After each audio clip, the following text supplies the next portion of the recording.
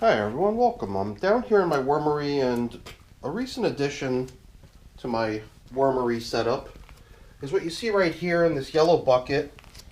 It's these mosquito dunks.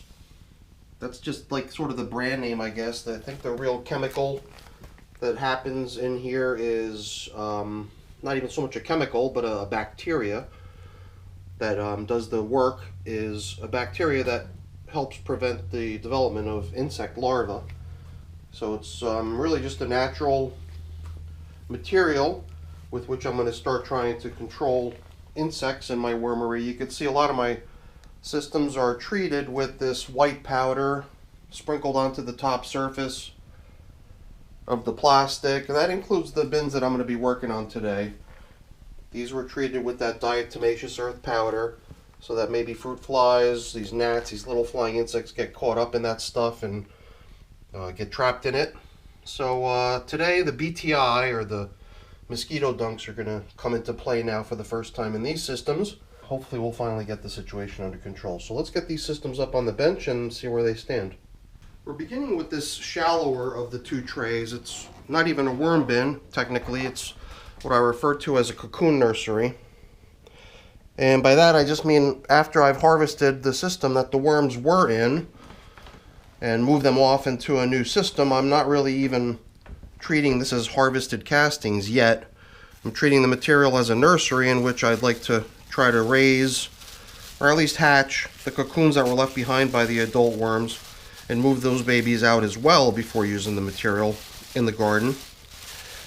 So in the past we've actually examined how this powder looks with all the flying insects caught up in it, and I'm starting to think that if I'm going to really go with the use of the BTI, and I'd like to see how that stuff actually works on its own. So I might actually start phasing out the use of the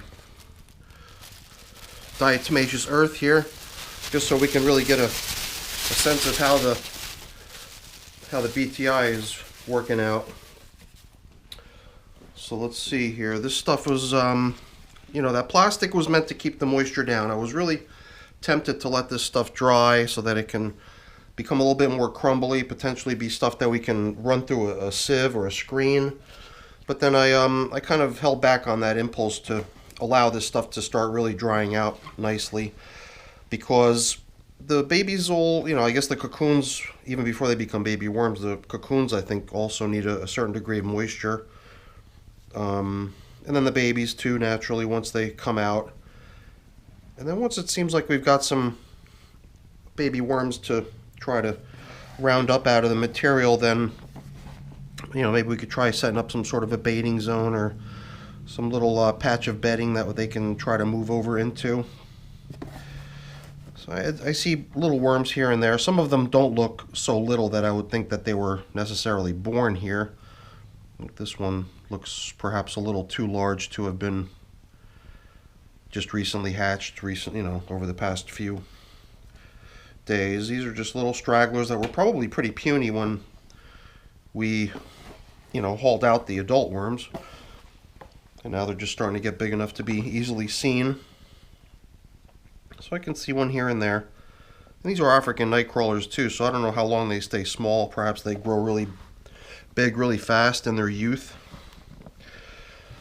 So I'm not looking to really actively or severely change the dampness level of the material in here, but I do like the idea of taking the stuff that has been sitting out on the top surface and has shed a little bit of its moisture, getting that stuff sort of sunken down deeper and getting some more of the more damp stuff that's down low out at high to give that stuff a little bit of a chance to lose some of its moisture. These little guys must have been born here. They're tiny, a couple little really tiny worms in here. And I think a lot of times for me it's just me just trying to blast through what I'm working on here rather than slowing down to take a quick look, because every time I do slow down enough to see stuff, I don't even know, maybe I should hold it up closer to the camera, but I'm seeing little itsy bitsy worms all over the place now that I'm kind of slowing down. Maybe it's also because I'm bringing up some of the more damp material that's down low. Perhaps I'm just sort of surfacing some of these little guys that are hanging out down low where the moisture is more prevalent.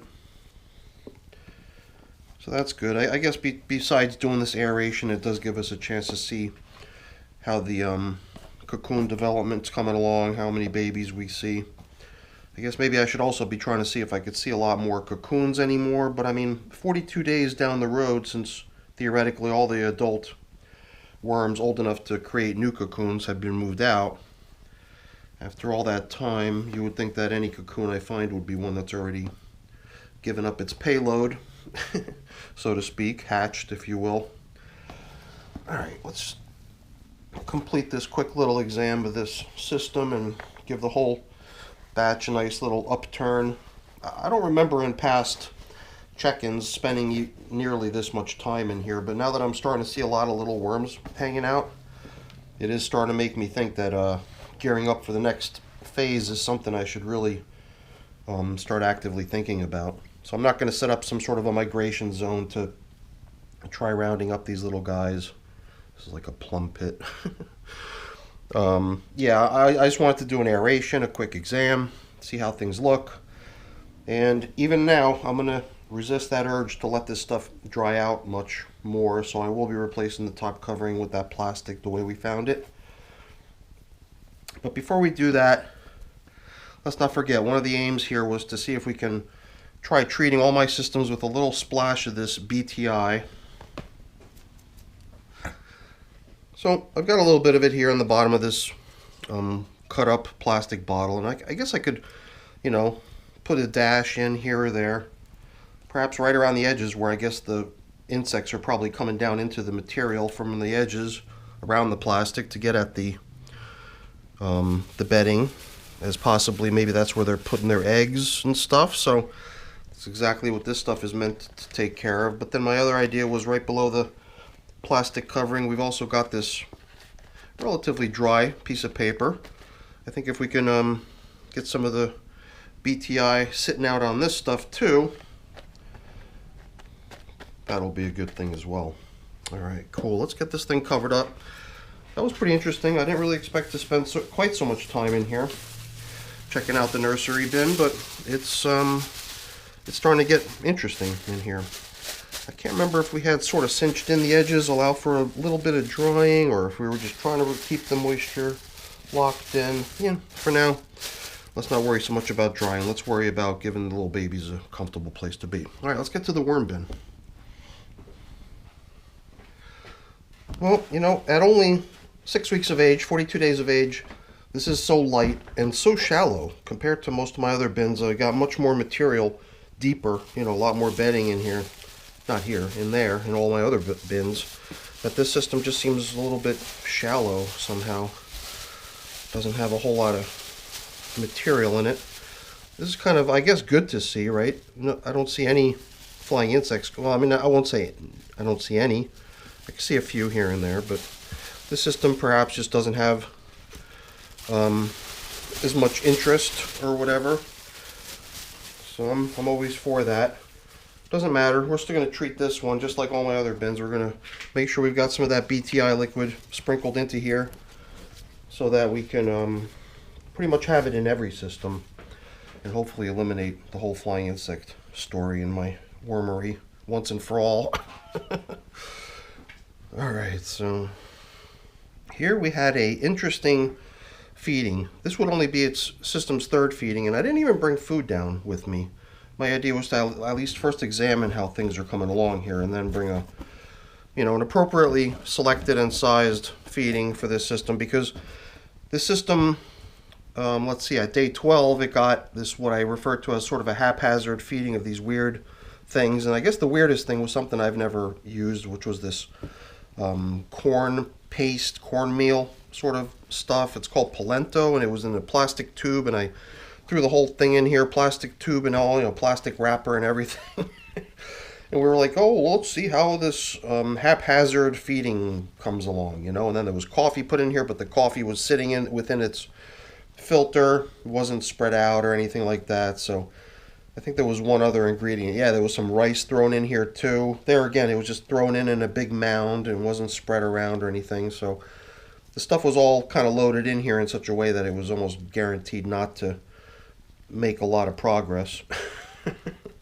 And that was its first feeding. And then 15 days later, last time we were in here, after that first feeding had sat for 15 days, we attempted to feed. We did feed, and all we fed really was worm chow, and we had a whole lot of bedding, and that's what we're starting to see here is I must have had a handful about this big of used napkins and paper towels and various pieces of paper that we used in here, and we scattered it. We scattered all the stuff in here like into little layers, but the main objective was to take all that corn paste stuff, that polenta, and kind of spread it all onto this paper here, all onto this neighboring paper that was being placed in here alongside that existing food that was already in here, but trying to, I guess, basically improve or fix the application method that the feeding got originally. And then I did count it as a feeding because all this paper is all going to end up being food too, as was the, or as will be the worm chow that I included in here in pretty generous amounts too. So I wanted it to definitely, you know, count as an active feeding, but the last feeding wasn't your typical kitchen scraps type feeding, veggies and stuff like that out of my freezer. It was just worm chow and paper. So I don't know if we're going to find any more of that, but I think we just managed to, here we go. There's a whole lot of it. Like I said, there's a lot of it in here. So my idea was just to, if I bump into any of it, just to at least check out how it's doing, because every piece was pretty much smeared with either that corn meal or smeared with leftover rice. I don't think there was that much of the rice, but I think if I did find any of that too, I smeared it in. All the coffee that we had, it was just in a big pile. There was a few worms hanging out in it, but we spread that all around too. And that I don't think I see many leftovers of, which is pretty good. Alright, so that's pretty cool. We've got all kinds of nicely worked, partially broken down bedding in here that we can return to the feeding area once we get it set up for them. Like I said, I don't have anything for them down here. I mean, I've got my worm chow. It's right here on standby, and we'll include it in today's feeding. And my only idea was to get rid of some coffee. A couple days worth of coffee. So just like all my regular feedings, most of my feedings include coffee, so I think this one will as well. So I think it's break time. We're going to take a pause so I can run upstairs, grab some stuff. Definitely bringing down coffee. Perhaps I'll see if there's something else we could throw in here too. I got a feeling a lot of bedding is going to be on the menu too. So I'd really like to see the overall volume of this system increase too, and not have just a whole bunch of empty room in here. I want to make sure these little guys have room to roam. So, oh yeah, the old feeding zone indicator. We'll use that as extra bedding too when we're rebuilding the feeding, because we're going to have 2 brand new filters. We can choose one of those to be our new feeding zone indicator. All right, pause. Ho hum, used coffee. Pretty boring feeding. There's also a couple things in here, maybe apple or pear maybe. And that's frozen. This ain't. This is just some tangerine peel. I guess just to make it a little more interesting, they're going to get worm chow too, but it's not going to be a terribly eventful feeding. Perhaps the main event here is going to be the buildup of their space. So I've got my pre-made bedding in here. My idea was to be very generous in each turn when applying this feeding to make sure it's extremely dense in bedding. So let's start bringing this coffee in too, because all this coffee's got to go as well. So we've got these nice new coffee filters. One of these will preserve as our indicator to show us where we last fed.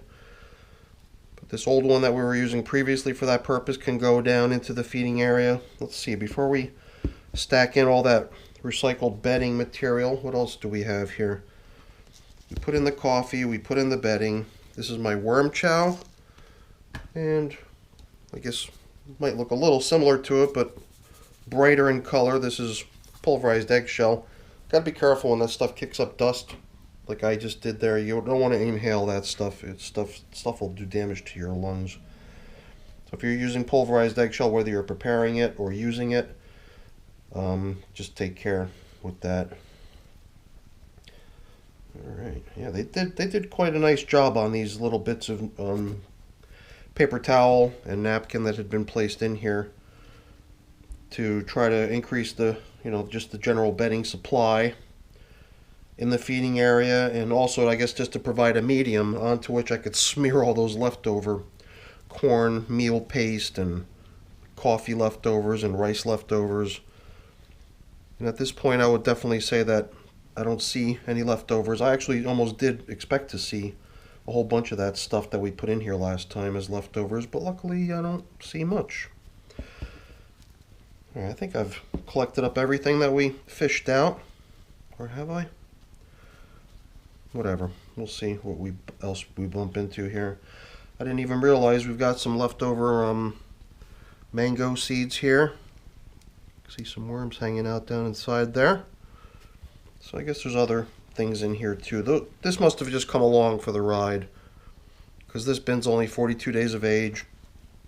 Only been fed a couple times, and I don't believe that was part of the original deal. That just probably came over with the wormies from their previous setup. Yeah, you know what else we could use? I've got leaves. I've been really skimpy on the use of leaves for whatever reason lately. I guess with, having purchased a shredder, I've got almost like an unending supply of shredded paper, cardboard, stuff like that. So it's kind of put my use of leaves from outside into neglect mode, which I'd like to try to correct or fix. So the stuff is frozen, but it's luckily able to break apart. Not too difficult to get it into smaller chunks, just so we can kind of spread it around. Just trying to get a smell of it. I believe it is pear. That was some of the contribution I got from my mom yesterday. What else? We got some more coffee we've got to get rid of, as well as the second filter as well. Did I say as well twice? I think I might have. This one's so nice and clean and bright in color. This dark one here with the dark rim around the edge.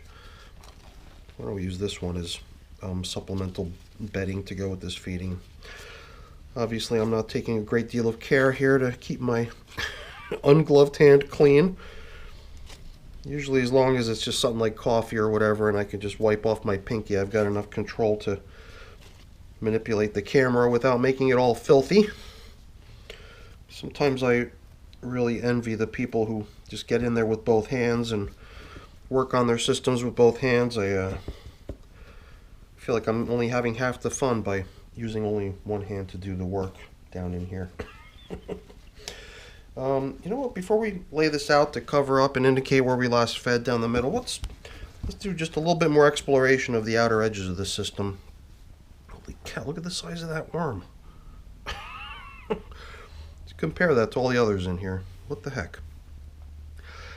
These were the northeast worms, African nightcrawlers, and you gotta admit, if you saw any of my videos when they first arrived, they were much larger worms.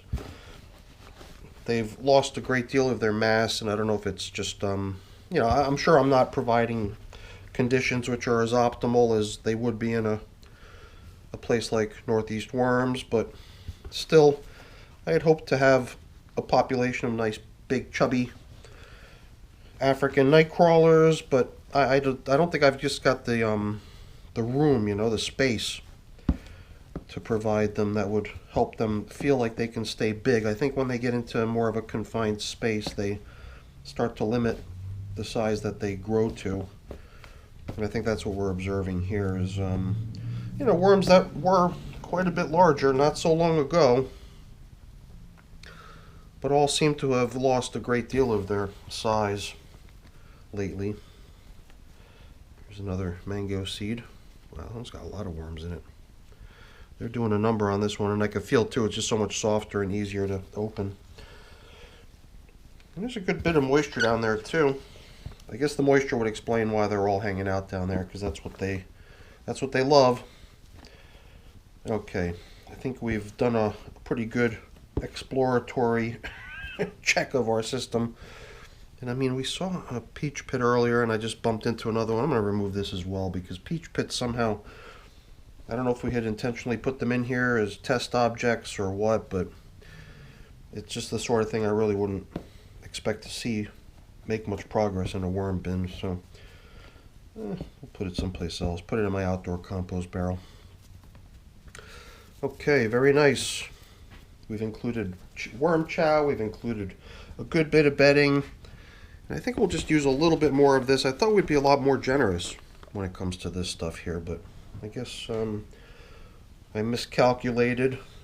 We'll still drizzle a little bit of this across the top, and then we could have something into which I can sprinkle some of that BTI liquid. I just want this stuff, it's not totally dry. I mean, I store it damp. I create it, make it with moisture, and I store it relatively damp, but not soaking or anything like that. It's just got dampness to it. It's not very damp at all. So let's get some of that BTI. This is a pretty new bin. If we let things in here get perhaps a little bit more damp than it needs to be, it's okay. We'll have time in the future to let this thing air out a little bit more. And you know what? We've got another piece of paper here. This one's actually kind of wet. This might be the one that just came out of the coffee machine. I don't know how much BTI it's going to be able to absorb into itself. It might just percolate right through. But now we've got one other something that we can try to throw even more of it into. And I think, yeah, I think it might be time to see if we can transition away from using the white powder, the diatomaceous earth, and see, put this stuff through the test and see what kind of results we get. Because then maybe this alone will be enough, just once in a while, putting this stuff into the systems, make sure there's an ample amount of that BTI bacteria around to prevent any sort of flying insect outbreaks, and then maybe I'll have my flying insect situation under control once and for all. All right, everyone, that's our check-in. Feeding number 3 for our 42-day-old African nightcrawler system. And, well, perhaps in a future check-in, we'll be able to do something with that cocoon nursery too, try to bait the worms out of there. But for now, I think it's just give them a little bit more time. Let any sort of little itsy-bitsy worms that are hatching grow to at least some sort of a decent size, so that if we lay out bait or something for them, they'll have the wherewithal and the size and stuff to be mobile and get there.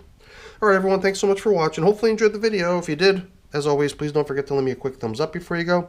And also, if you haven't done so, please also consider subscribing to the channel. All right, everyone, have a great day. Thanks for watching. Bye now.